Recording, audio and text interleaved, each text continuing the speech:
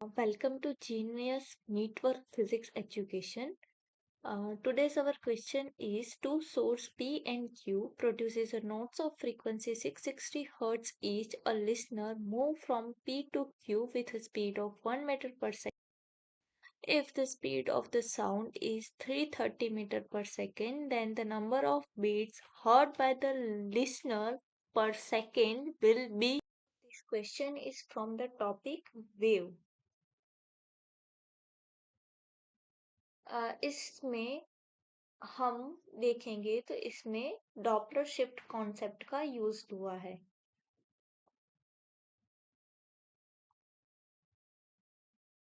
Doppler shift में कुछ ऐसी चीजें हैं जो हम जान लेते हैं। पहले तो डॉपलर शिफ्ट में अगर ऑब्जर्वर और सोर्स दोनों में से कोई एक मोशन में है तो ऑब्जर्व्ड फ्रीक्वेंसी और जो ओरिजिनल फ्रीक्वेंसी है उसमें कुछ चेंजेस हमें देखने को मिलते हैं।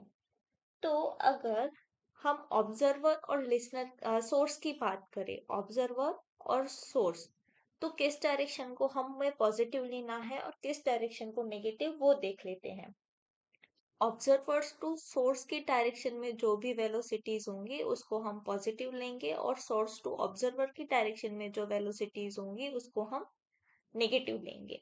यहाँ पे केस क्या है, एक है P और दूसरा है Q सोर्स। दो सोर्स है और एक ऑब्जर्वर है जो मूव कर रहा है फ्रॉम P टू Q। तो यहाँ पे दो सोर्स है तो दोनों की ओरिजिनल फ्रीक्वेंसी है F P is equal to F Q is equal to 660 hertz, दोनों की ओरिजिनल फ्रीक्वेंसी है। अब जब ऑब्जर्वर मूव कर रहा है तो वो पी की कितनी ऑब्जर्व करेगा उसको हम डैश से डिनोट करेंगे, एफ पी डैश।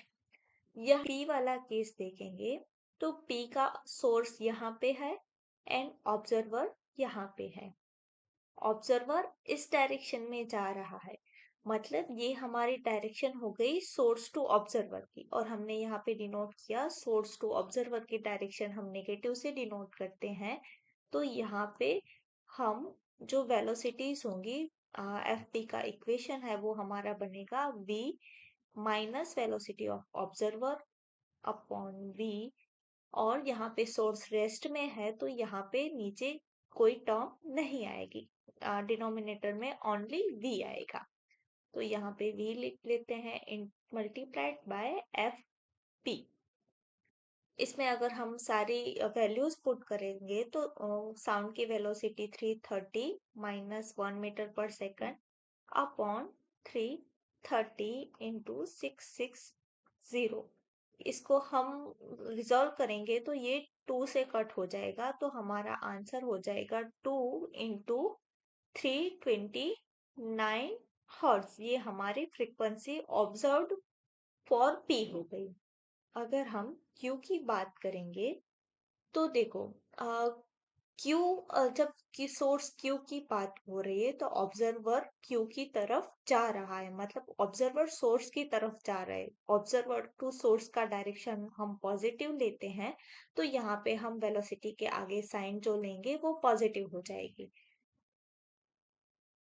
तो अगर हम इक्वेशन लिखेंगे F Q observed, Q observed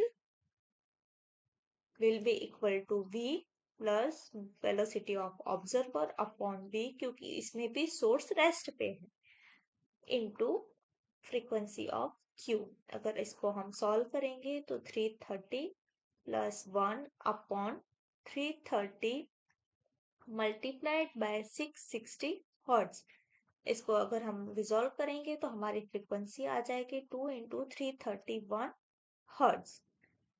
अब अगर हमें बीट्स पर ऑब्जर्व्ड बीट्स पर सेकंड अगर हमें देखना है तो हमें इन दोनों का डिफरेंस लेना पड़ेगा।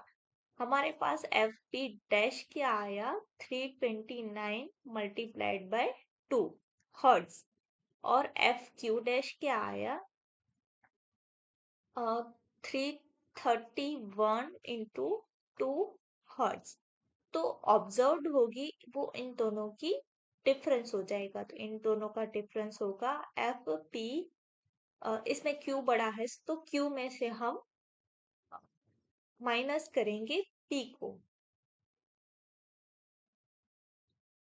F Q dash minus F P dash. F Q dash हो जाएगा 331 मल्टीप्लाइड बाय 2 माइनस 2 इंटू 321। इसमें से हम 2 को कॉमन निकाल लेंगे और 331 को हम 330 प्लस 1 लिखेंगे और 329 को 330 माइनस 1 लिखेंगे। अगर इसको फर्दर रिजॉल्व करेंगे तो हमारा आंसर आएगा 330 प्लस 1 माइनस 330 प्लस 1। अगर हम ब्रैकेट खोल देंगे तो माइनस माइनस प्लस हो जाएगा। यहाँ पे 330 कैंसिल हो जाएगा और हमारा आंसर होगा 2 1 plus 1 2 2 multiplied by 2 will be equal to 4। हमारी ऑब्जर्व्ड बीट पर सेकेंड होंगी वो होंगी 4 हर्ट्ज। उसका मतलब है कि हमें 4 बीट सुनाई देंगी पर second. Thank you for watching. Please like, share and subscribe to my channel.